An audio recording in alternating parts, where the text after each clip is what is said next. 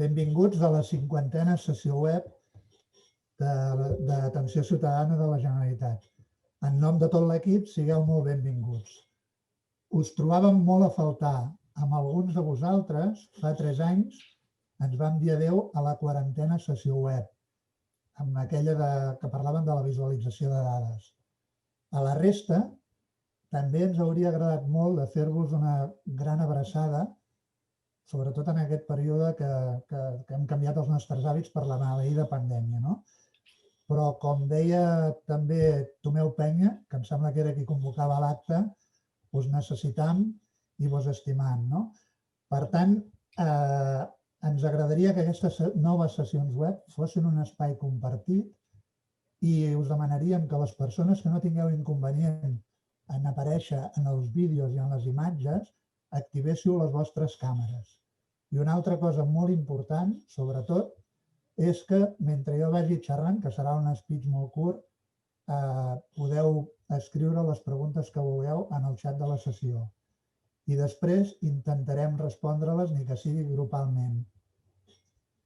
Abans de començar la sessió, volia manifestar la nostra solidaritat i dipositar els nostres pensaments en totes les persones que estan patint la pandèmia molt directament.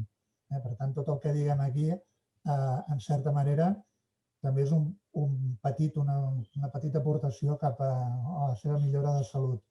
Aquests són temps complicats, precisament perquè la pandèmia ens ha obligat a canviar força i jo mateix, gràcies a la videosessió d'avui, m'estalvio de mostrar-vos els estralls que m'ha causat o que m'està causant el fet això de poder dinar cada dia a casa. I això que encara aquesta setmana falten panellets i properament polvorons. Però va, seriosament, quin serà el format de les sessions web? Nosaltres, francament, no en tenim ni idea. Tenim 4 aproximacions que us volíem explicar. De moment volem que siguin directes, curtes i que acabin provocant efectes immediatament. Per això hem defugit presentacions diferents del mateix o la mateixa ponent. També, en segon lloc, volem que no siguin sessions teòriques. Amb tots els respectes per la reflexió, ara creiem que és un moment d'acció. Tanmateix, els temes, o les coses de què parlarem aquí, ho farem de manera general. No volem ser un curs, ni volem esdevenir cursera. No volem competir amb ningú, ni volem convertir-nos, i això és molt important, en cap mena de consultora, ni nosaltres ni vosaltres. Això sí, des de cada sessió web n'hem de poder sortir amb un coneixement pràctic i implementable des del minut 0. I finalment, en tercer lloc, volem que Atenció Ciutadana continuï sent la cruïlla, allò que en diuen el hub ara, no?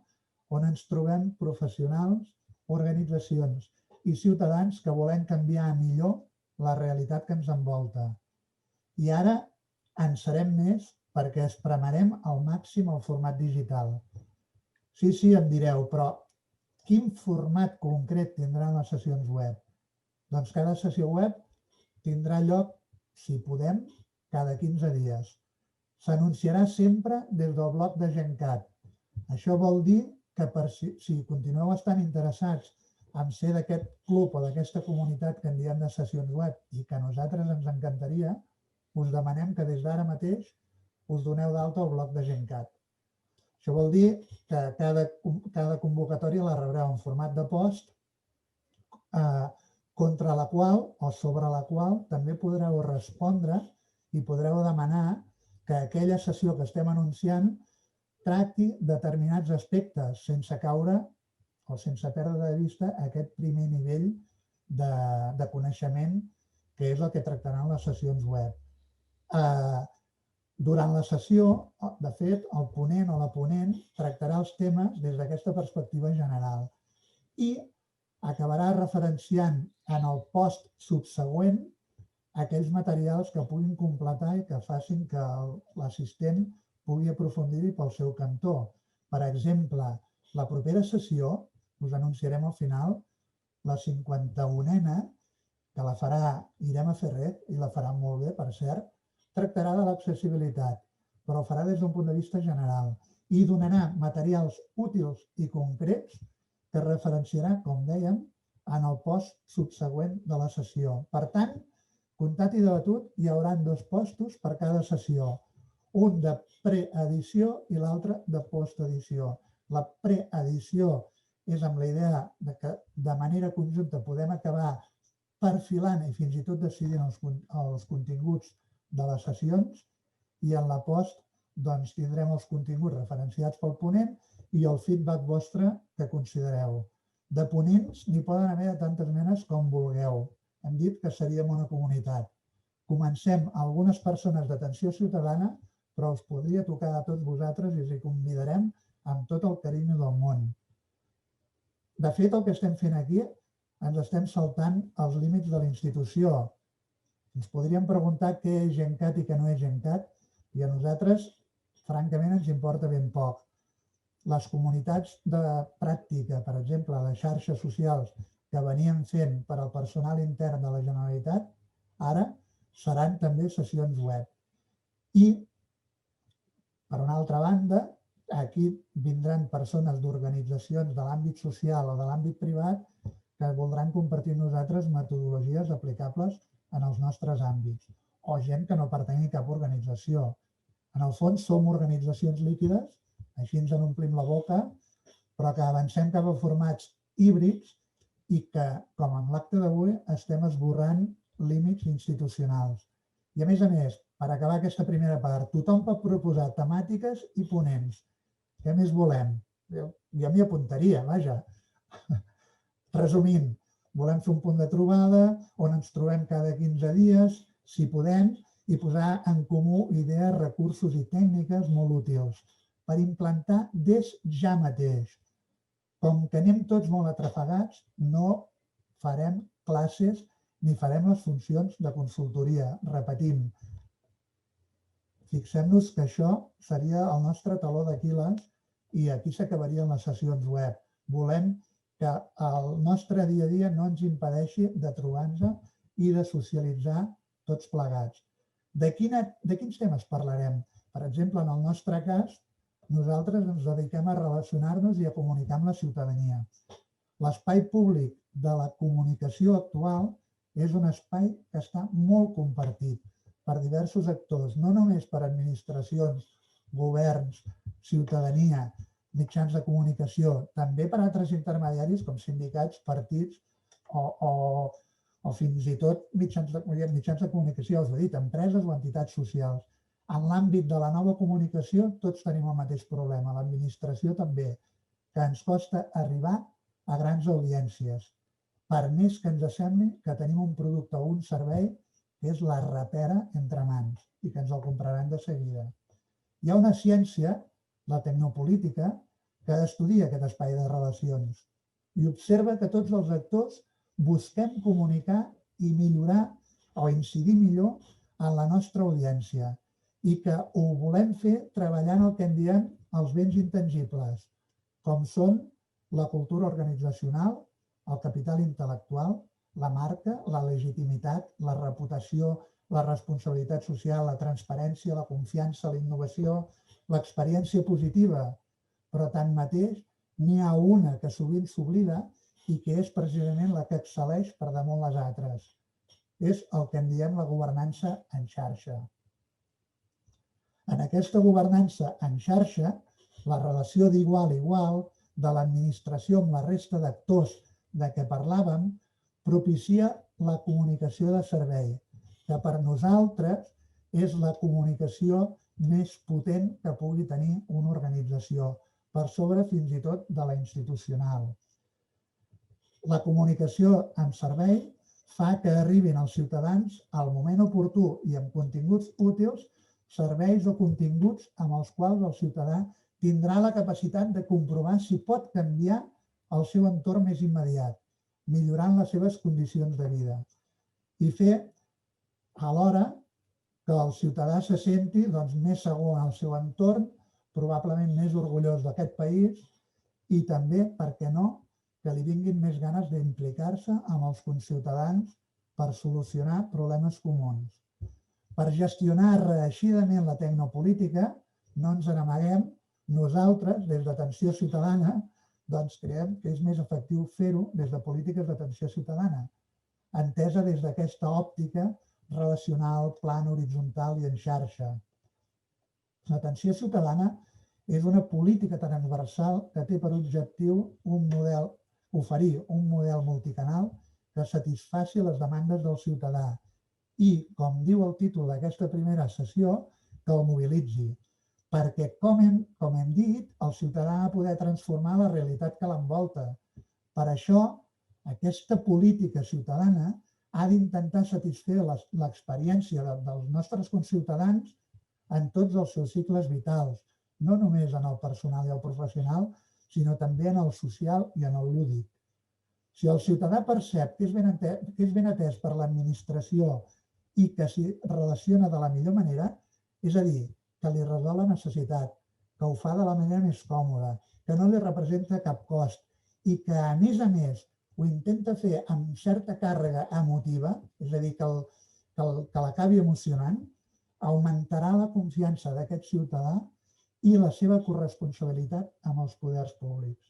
I vaig acabant, però amb l'experiència que estem vivint en temps de Covid, també ens ha servit, a més de donar-nos que estem creixent perimetralment, cada un de nosaltres, almenys jo, ens ha servit per descobrir que ens podem relacionar d'una altra manera, que estem consumint informació de diverses maneres, que estem tramitant digitalment més bé, que estem pagant, que estem reunint-nos, que estem prenent decisions gràcies a tots aquests canals i eines digitals. Doncs de la mateixa manera també hem de poder consumir continguts d'una manera més pròpia i adequada a l'expectativa de la ciutadania. I això vol dir que hem de consolidar aquesta comunicació de servei de què us parlàvem com una font fiable. No n'hi ha prou en que sigui una informació veraç. Aquesta informació i aquests continguts tenim el deure de fer-los arribar en la justa proporció, en el moment oportú i en el registre que més comprengui i agradi als nostres conciutadans. És a dir, en forma simple, en format multimèdia, en format accessible, per exemple. Aquesta és la raó que ens va portar a simplificar els nostres missatges com a atenció ciutadana, no? En forma del que n'anomenem, és una etiqueta una mica complicada, però de seguida l'aprendreu, que són els flaixos infogràfics. El fem amb un programa que es diu Canvas, no hi vull entrar ara, però el que ens permeten és comunicar de la mateixa manera que s'està comunicant extramurs, al món sencer. No fem res més que agafar les característiques de les imatges que solen acompanyar els missatges de xarxa social, allò que en diem popularment, i de vegades despectivament, memes, i els convertim en un missatge simple de l'administració i del govern de la Generalitat. Com els que ens mostrareu ara. En tenim molt ràpidament. Fixeu-vos, vam començar, aquest l'hem fet servir moltes vegades perquè és molt il·lustratiu. Dèiem que perquè el ciutadà pugui estalviar en la factura elèctrica, que com sabeu és d'aquelles coses que es desmarxen, li podem dir que apagui els interruptors de les habitacions que no fa servir, o li podem dir, com li diem amb aquest flaix infogràfic, que canviï d'una vegada la potència contractada i que l'adapti a les seves necessitats. I també que substitueixi les fonts lumíniques per fonts LED. O bé amb aquest altre que ens parla de la seguretat a la muntanya, que com sabeu, en el desconfinament ha fet augmentar el nombre, malauradament, d'accidents a la muntanya. O aquest altre, en el qual també de manera succinta i directa parlem d'un servei que presta una altra administració, perquè tots hem de parlar de tots els serveis de les altres administracions i de l'utilitat d'aquests serveis. La targeta sanitària europea, un document imprescindible per voltar pel nostre continent. O aquest altre, seguint-nos ja més en l'àmbit de la Covid, doncs què han de fer els contractes estrets de casos que s'han detectat positius de la Covid-19 a l'escola. Sabeu que s'han escrit autèntiques parrafades, i ho dic carinyosament, tots plegats hem escrit textos molt llargs, però al final nosaltres necessitem quedar-nos també com a ciutadans amb la idea que ens motivi amb la idea propositiva que ens acabi dient què hem de fer davant d'aquella situació.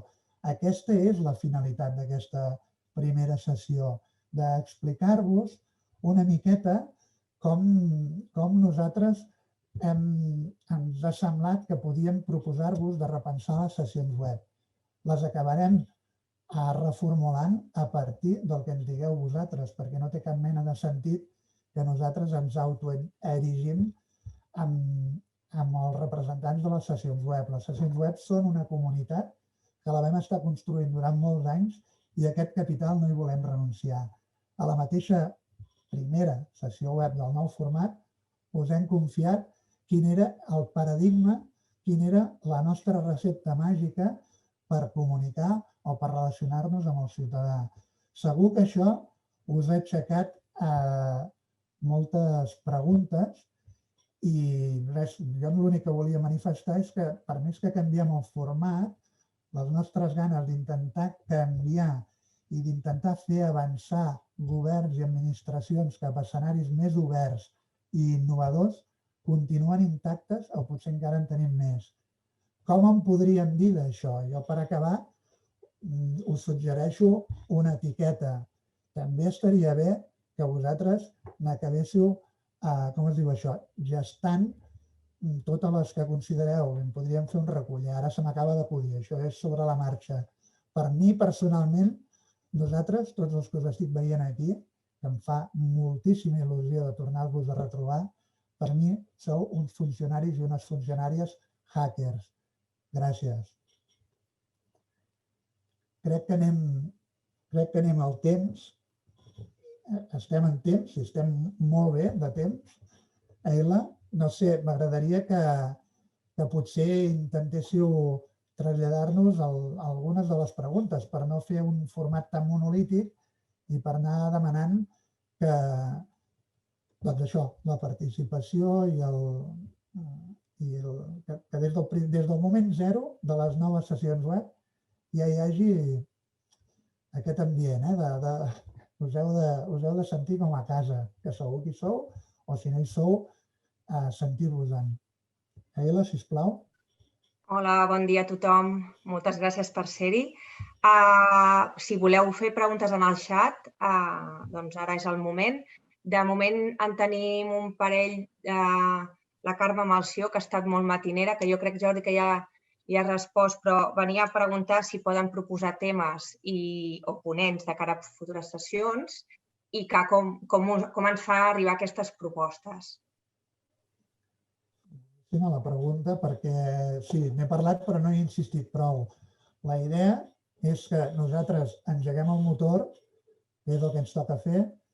Jo avui estaria fent moltes altres coses, per exemple, ara he d'entrar al Procicat de manera urgent, però és magnífic que puguem estar aquí i ens agrada també engegar el motor, però l'hauríem de continuar mantenint viu i encès a tots nosaltres. Us demanem propostes de persones que vulguin compartir un format que no ha d'anar més enllà, si pot ser de 30 minuts millor, a la segona i tercera sessió vam posar de 40, però segur que tots vosaltres, quan heu rebut aquest nou format, tampoc us hem intentat destorbar excessivament.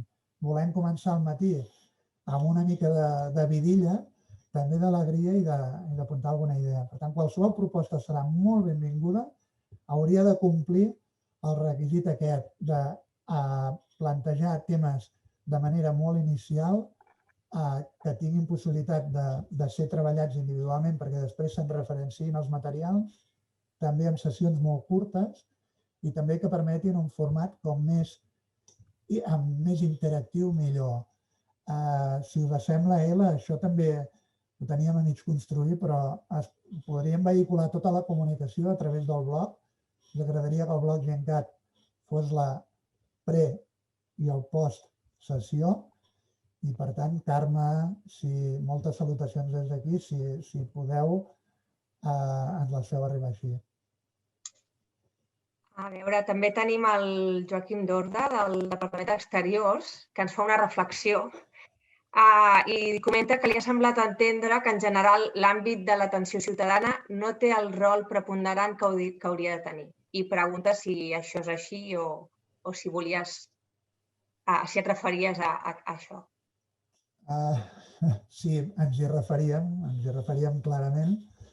El que he intentat dir quan explicava una mica, quan intentava fonamentar el que nosaltres anomenem comunicació de servei i l'intentava contextualitzar amb el que és per mi una ciència, que és la tecnopolítica, que estudia aquestes relacions d'aquests actors que cada cop més han d'estar en un pla d'igualtat, amb una xarxa reticular i, per tant, relacionant-se i explicant i compartint les coses de manera diferent.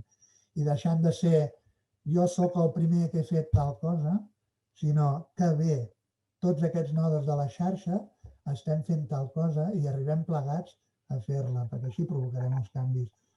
Doncs com intento respondre a la pregunta del Quim, clar, nosaltres ens imaginem que a partir d'aquest concepte, d'aquests forners de la tecnopolítica, ens sembla que atenció ciutadana pot ser un node on pot incidir en aquesta xarxa de manera més amb aquestes característiques, d'una manera plana, relacional, com dèiem, i aportant, sobretot aportant, no esperant a rebre, aportant. I pel que fa a l'àmbit concret de si ens sentim ben situats o no ben situats, o no només nosaltres, sinó qualsevol unitat d'atenció ciutadana a dins de qualsevol administració, crec que puc parlar grupalment i no és gens agosarat dir que no ens assemblem precisament amb les unitats d'atenció al client d'organitzacions d'altre àmbit, o privat o social, on probablement el coneixement que transaccionen acaba modulant els procediments i el funcionament de l'organització que tenen al darrere. Ho dic d'aquesta manera perquè així tothom pot entendre molt bé quina atenció ciutadana ens agradaria que tinguéssim, una atenció ciutadana que sigui al front, que acabi marxant compassadament amb la resta d'organització, però que la resta d'organització la vegi com l'antena, com una mica la punta d'entrada, la punta de llança al que demana el ciutadà.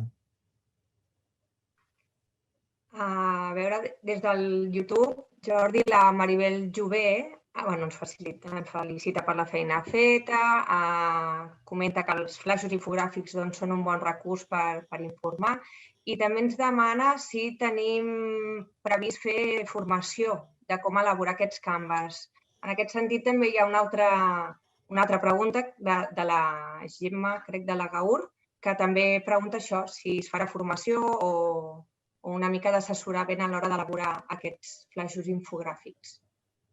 Doncs potser això, Eila, tampoc és una intervenció boníssima perquè potser ens podria donar peu si us assemblés a tots, i ho refrendeu si voleu ara en el xat, però tot i que han dit que no faríem formació, sí que han dit que faríem sessions web. I potser una podria tractar de quin registre comunicatiu per a l'àmbit d'aquesta comunicació de servei de què parlàvem, us estem proposant de construir entre tots. Nosaltres ens sembla que tenim una primera peça que podem encaixar amb les vostres. Si et sembla, Eila, tu que més ets la responsable de l'àmbit d'atenció digital, em podríem proposar una que específicament parlés dels flaixos infogràfics i de com podem compartir la plantilla o com podem compartir característiques entre tots. Et sembla? Sí, perfecte. L'únic que, també comentar-vos que, i com deia el director, com que farem el post al blog una mica amb el resum i amb tot el que s'ha dit, doncs allà també us podem indicar on tenim aquests criteris detallats de com elaborar canvas i així també, si qui surti d'aquesta sessió ja molt animat a fer-los servir, doncs ja podria començar a treballar-hi. Però sí, podem fer una sessió web que sigui específicament de flaixos infogràfics. Us sembla a vosaltres, us sembla bé? Sí, no? Si no us sembla bé, també ens ho indiqueu i no la farem. Vull dir que decidim una miqueta entre tots. Gràcies. Hi ha més coses, Ens queden 4 minuts. No sé si hi ha alguna altra pregunta. En general, tothom comenta que el format aquest tan àgil i curt és molt bo i ens felicitar. Felicitem-nos-en tots perquè això voldrà dir que estem una miqueta tots d'acord en tirar-les endavant així. La propera no us la perdeu, us deia, us intento fer memòria que, per cert, si hi ha una voluntària o un voluntari que estigui bé de memòria i que vulgui ja llançar al xat la URL del blog de Gencat, doncs ens faria un favor també, si no ho heu fet. Però, sobretot, no deixeu d'apuntar-vos-hi. No hi haurà les trameses que hi havia massives de les antigues sessions web. Aquí, i per un tema, lògicament, de protecció de dades i també de canvi d'eina, us heu de donar d'alta al blog. I la propera no us la perdeu. No us la perdeu. I l'altra, la propera no us la perdeu. 51 sessió web sobre accessibilitat i no morir en l'intent. Sobre fer accessibles els serveis i no morir en l'intent. Irene Ferrer. Eila, hi ha alguna cosa més? A veure... Perdó.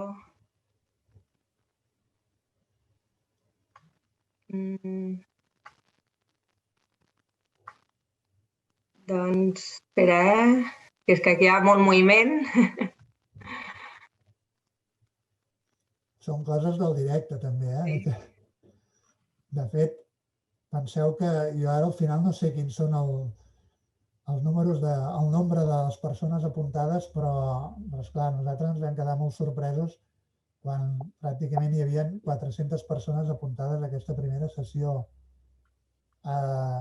Us volem donar les gràcies pel nivell de fidelitat, de confiança i d'invertir aquests primers moments matinals en uns dies tan complicats com aquests, d'estar aquí plegats. Li diré al Tomeu Penya perquè en la seva convocatòria pretenia això i estarà molt content.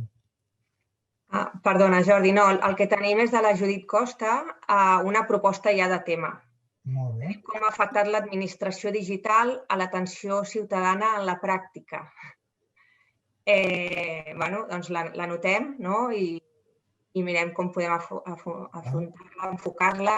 O sigui, Judit, si et presentes de ponent, doncs perfecte. Jo crec que ja no hi ha cap més pregunta. Si hi ha algunes reflexions que intentarem resumir potser i respondre al blog. Tens un minut, Eila? Vull dir que t'hi pots esplaiar. L'Eulàlia Masalles, per exemple, comenta que la tercera edat, que li preocupa aquest col·lectiu que està una mica aïllat de tota la part digital i que com es pot fer arribar la informació en aquest col·lectiu.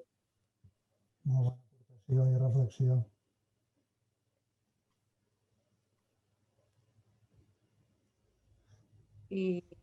Jo no els puc veure tots, que és el que m'hauria...